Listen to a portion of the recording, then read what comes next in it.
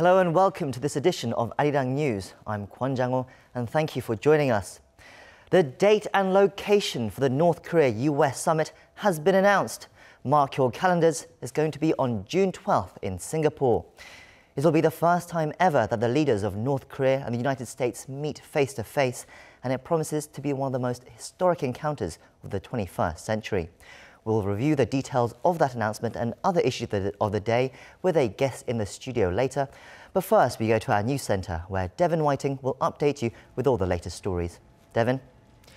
Hi, Jung-ho. That's right. June 12th, a month from now, and that'll be on a Tuesday. Singapore is the venue, which isn't a huge surprise with the reports coming out recently. It's a location that apparently suits both sides for several reasons, not least because the city-state has relations with both parties to the talks and with their respective allies. Lee Seung-jae reports. It was the announcement the world had been waiting for. U.S. President Donald Trump took to Twitter on Thursday to confirm that a summit with Kim Jong-un will take place in Singapore on Tuesday, June 12th, adding that they will both try to make it a very special moment for world peace. Trump's announcement came a matter of hours after he welcomed home 3 Americans who had been imprisoned in North Korea. Experts say North Korea's denuclearization will dominate the agenda of the Singapore talks. President Trump's aim is the complete, verifiable, and irreversible denuclearization of the regime. Kim, for his part, has repeatedly expressed a commitment to abandon the regime's nuclear weapons program, despite being unclear on what the terms are. Singapore has also confirmed it will play host to the summit. Its Ministry of Foreign Affairs said in a statement on Thursday that the meeting will advance prospects for peace in the Korean Peninsula.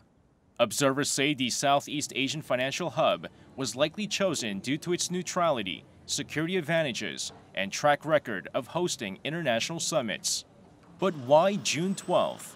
Watchers say the date was chosen strategically, as Singapore hosts the annual Shangri-La Dialogue, a defense forum attended by heads of states, defense ministers, and high-level military officials from June 1st to the 3rd, while the 44th G7 summit in Canada will take place from June 8th to the 9th. Now that the venue and date has been set, the world waits to see if Singapore will host a meeting that ushers in a new era of denuclearization and peace on the Korean Peninsula. Lee Seung-jae, Arirang News. Meanwhile, South Korea's presidential Blue House has welcomed President Trump's announcement that the historic North Korea-U.S. summit will take place on the 12th of June in Singapore. In a text message sent out to the Blue House press corps, the Blue House spokesperson, Kim Yi-kyum, said Seoul's top office hopes the Kim-Trump meeting will bring denuclearization and lasting peace on the Korean Peninsula. President Moon Jae-in is set to meet with his U.S. counterpart in Washington on May 22nd to coordinate the allies' positions after the Inter-Korean summit in Panmunjom and ahead of the North Korea-U.S. summit in Singapore. And between now and the summit next month, it's expected that at least the broad outlines of a deal will be put together by officials in Pyongyang and Washington. But the question is, a deal on what scale, and will it lead to the North's complete denuclearization? Some of that could be left until President Trump and Kim Jong-un actually meet. Both are leaders with distinctive styles, so will they get along? Our Lee Ji-won takes a closer look.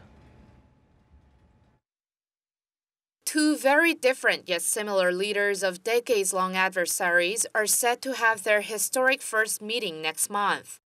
The 2 leaders aren't even of the same generation. U.S. President Donald Trump is more than twice the age of Kim Jong-un.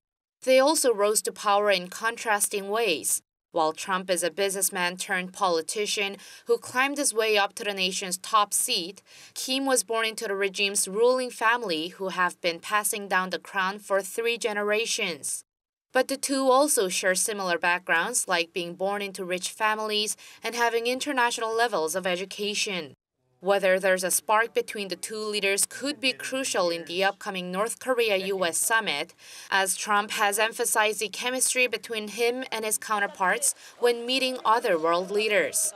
But the 2 leaders share 2 major characteristics: unpredictability and boldness in making game-changing bets. Some observers say these characteristics are what helped Trump win his presidency. He bravely jumped into the world of politics and changed the game with never-before-seen moves and pledges. Kim also showed these characteristics when he made a series of bold moves to open up his regime after his New Year's address. His offer to South Korean President Moon Jae-in to cross over to the north for a few seconds when they met at the military demarcation line at the beginning of the Inter-Korean summit also surprised many.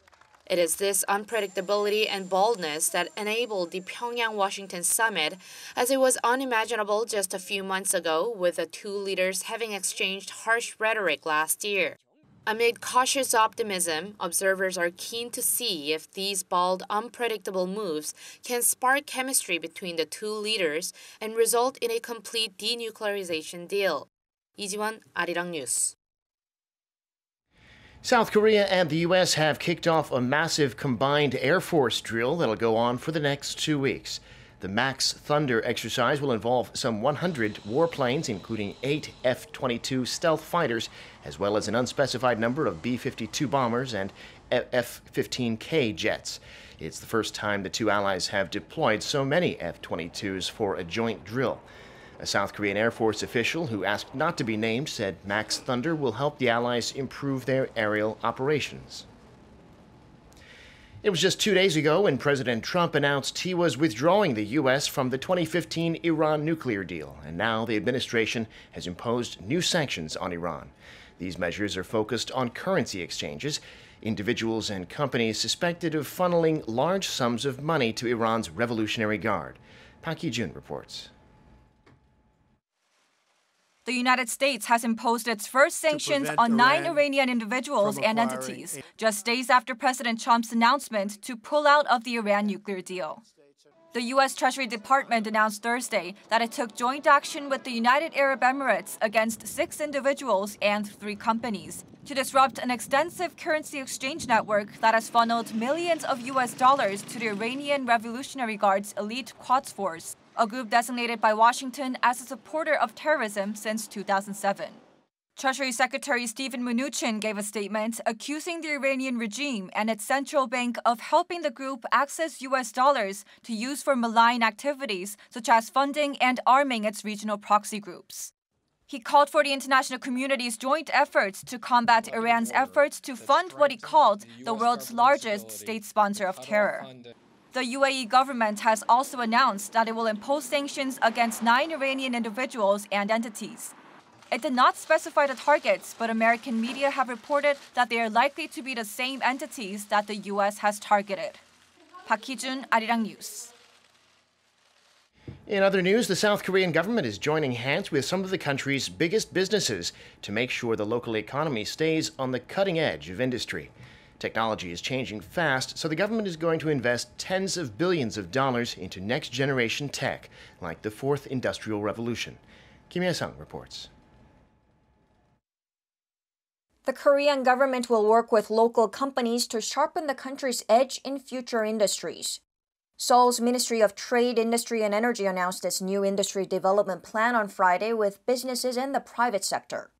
Dubbed the Industry Innovation 2020 platform, Korean businesses will invest up to $150 billion over the next 5 years in new industries like driverless cars, renewable energy, and the Internet of Things. The ministry said it expects the massive cash injection to create around 200,000 new jobs by 2022 and about 27,000 jobs this year alone.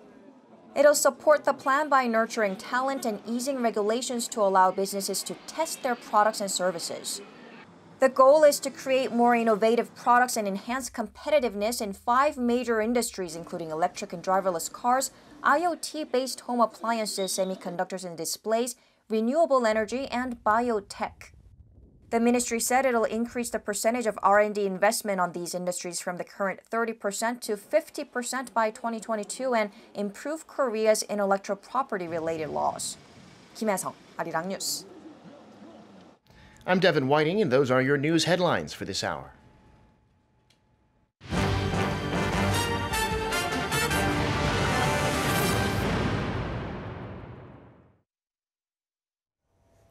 Switzerland, Mongolia, the inter-Korean border village of Panmunjom, and even the North Korean capital, Pyongyang.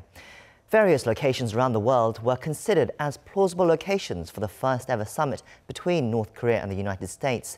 But finally, after weeks of waiting, President Trump announced Singapore was chosen over the other options. Oh Jung-hee sheds light on some of the reasons why. Out of several candidate locations, it's finally down to one, Singapore. What makes Singapore a favorable location for both Pyongyang and Washington is that the Southeast Asian country is diplomatically neutral. It has good relations with North Korea and the U.S., and both countries have embassies there. Before international sanctions took full effect early last year, Singapore had been at the center of North Korea's overseas economic activities. But at the same time, it's also home to a U.S. naval base where American ships and aircraft make regular visits, and several are stationed. Singapore is also close enough to North Korea for the regime's planes to make a non-stop flight. And the country is well practiced in hosting international events, with the Asia Security Summit, Shangri-La Dialogue, taking place every year. The U.S. actually preferred Singapore more than North Korea did due to Singapore's security and infrastructure, as well as the political burden that would follow if the summit were held at Panmunjom or Pyongyang. And as North Korea has close relations with Singapore, it seems that Pyongyang chose not to drag on a tug-of-war over the summit location, but jump into the real business of the talks. Singapore's foreign ministry welcomed the decision, saying the country is pleased to host the summit talks between President Trump and North Korea's Kim. It added the country hopes the summit serves to, quote, advance prospects for peace on the Korean peninsula. Oh Jung-hee, Arirang News. Now, to have a look at this announcement a bit further and to take a look at some other issues of the day, we have with us Professor Shin Sang-yeop from Kyung University here in the studio with us. Professor Shin, thank you for joining us. Well, it'll be a pleasure. So, in the report we saw just there, we looked into the details of why Singapore was chosen, and Oh Jung-hee explained that Singapore is a neutral country with diplomatic relations with both North Korea and the US. Geographically, it works, and the infrastructure there, they can support this kind of major international event. Of course, if you remember the Inter-Korean Summit, there were some 3,000 members of the press who applied to come to the press center in Seoul. How do you rate Singapore as the choice for the US summit? As the reporter reported, actually, diplomatically, Singapore is neutral. So certainly Singapore could be the place for, comfortable place for the two leaders, USA President Trump and then North Korean leader Kim Jong-un. And then Singapore is highly secured, very secure. Security issue seems to be also very important things for the summit meeting.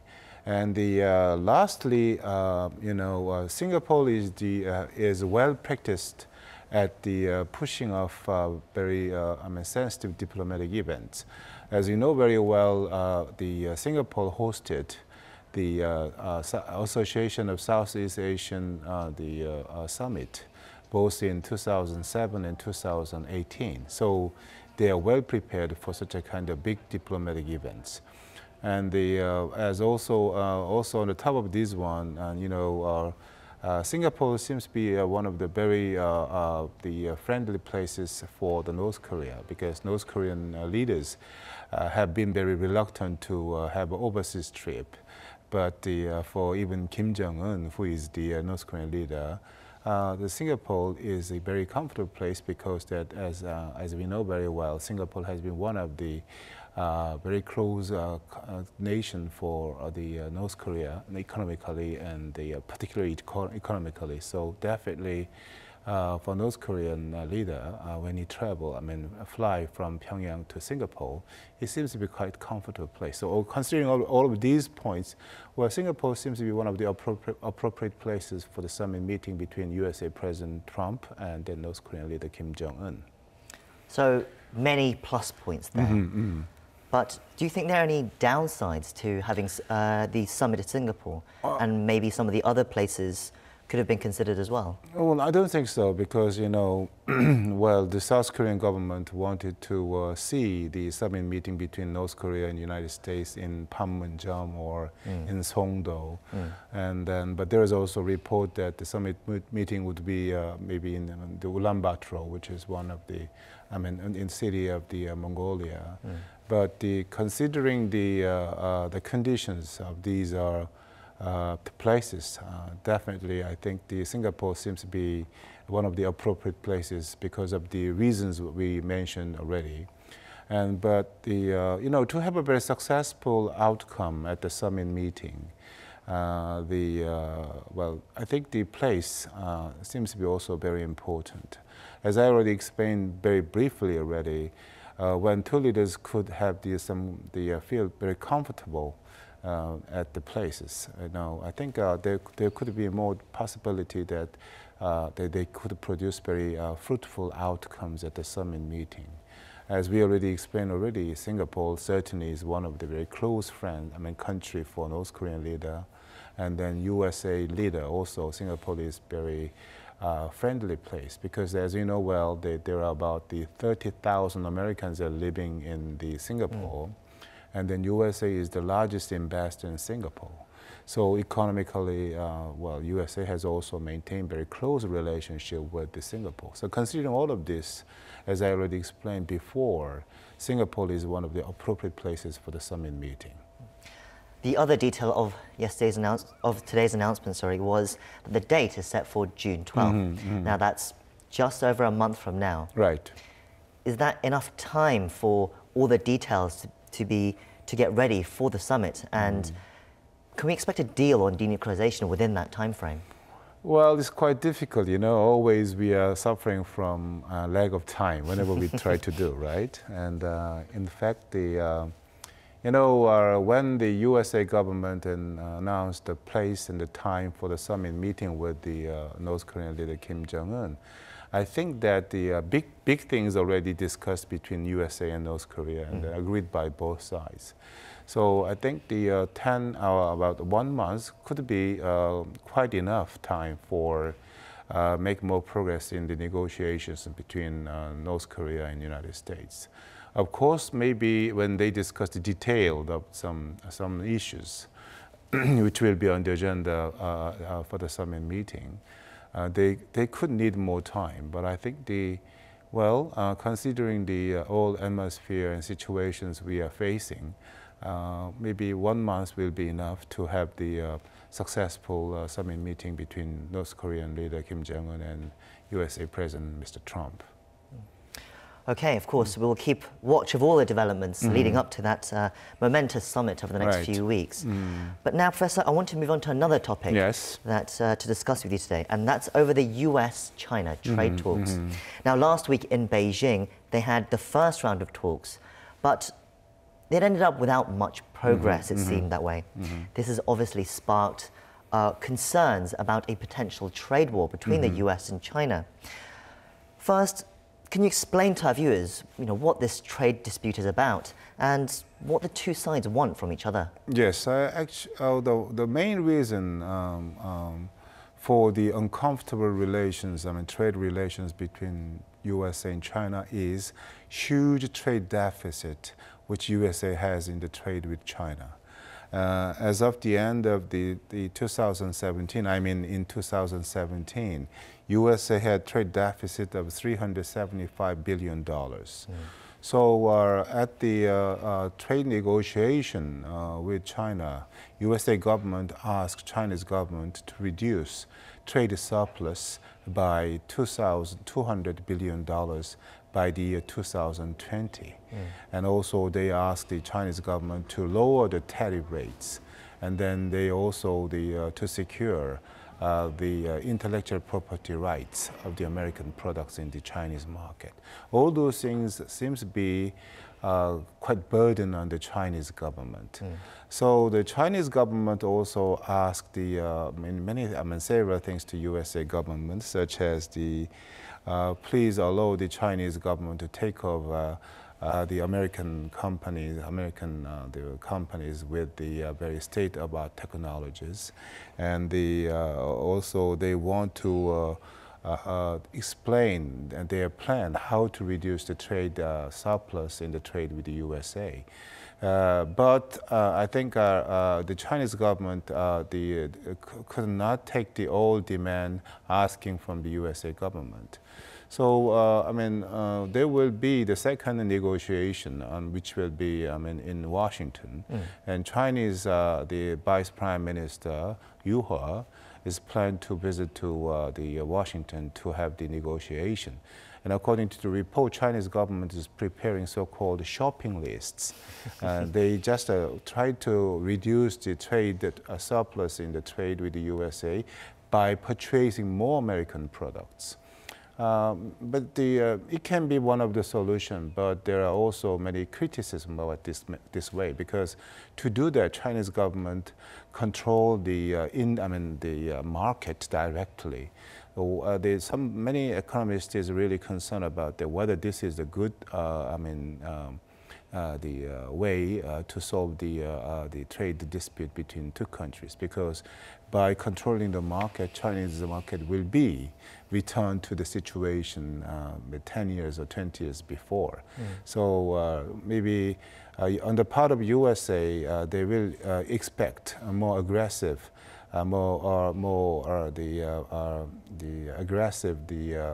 measures from the Chinese government, but certainly Chinese government explained that it could be quite difficult for them to accept American askings.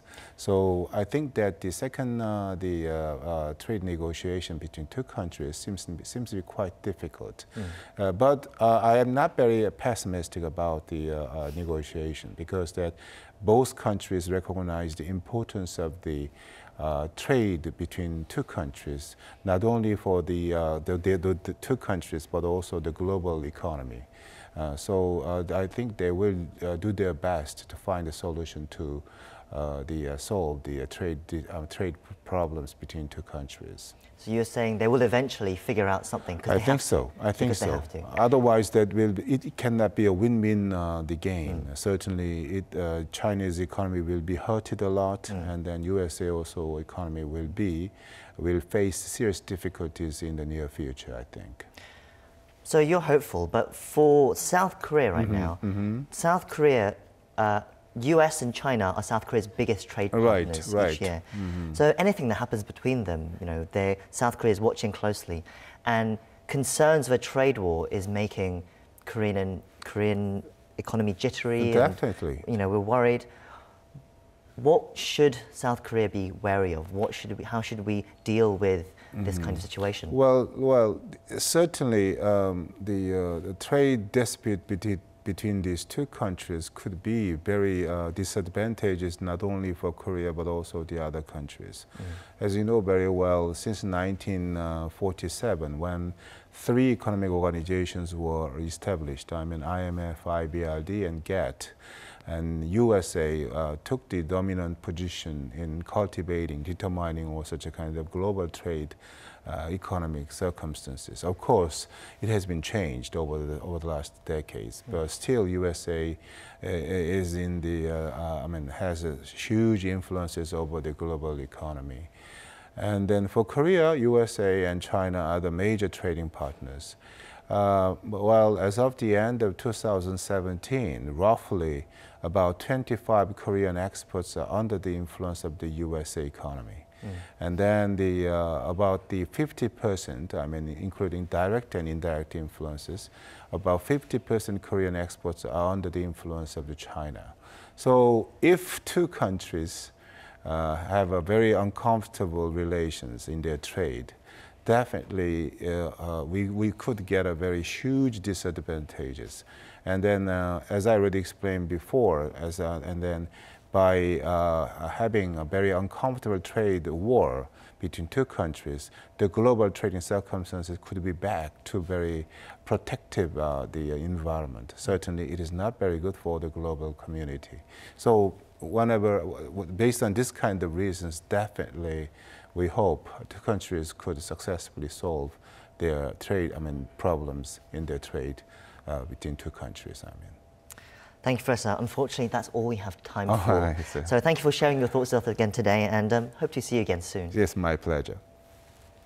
That's our show for today, but do check into Arirang throughout the day for the latest news updates from Korea and around the world. Thank you for watching, and see you next week. Goodbye.